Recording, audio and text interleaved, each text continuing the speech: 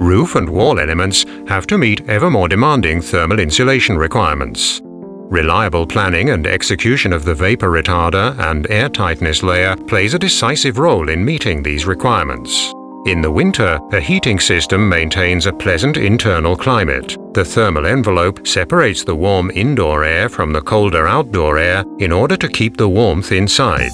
This is achieved by installing a vapor retarder and air tightness layer on the inside of the insulation, which also protects the structure against structural damage and mold.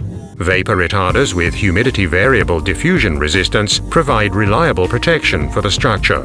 Clima Intello performs according to the principle of a humidity-controlled membrane, being able to adapt and change its molecular structure and vapor resistivity to suit the existing situation.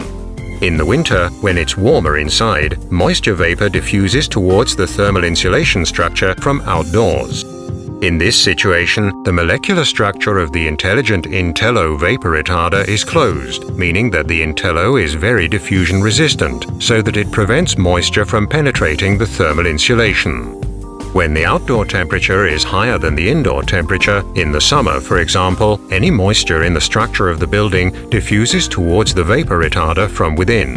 Conventional vapor retarders can only allow a small amount of moisture to pass, potentially leading to structural damage. In this situation, the molecular structure of the Intello membrane opens, allowing large amounts of moisture to escape so that the structure can dry out significantly quicker and more reliably. This intelligent change in diffusion resistance, with its optimum variability range of more than 40 times between its highest diffusion resistance in the winter and extremely low diffusion resistance in the summer, gives the structure a very high potential freedom from structural damage and means that the risk of moisture accumulation within the structure and mold growth is eliminated.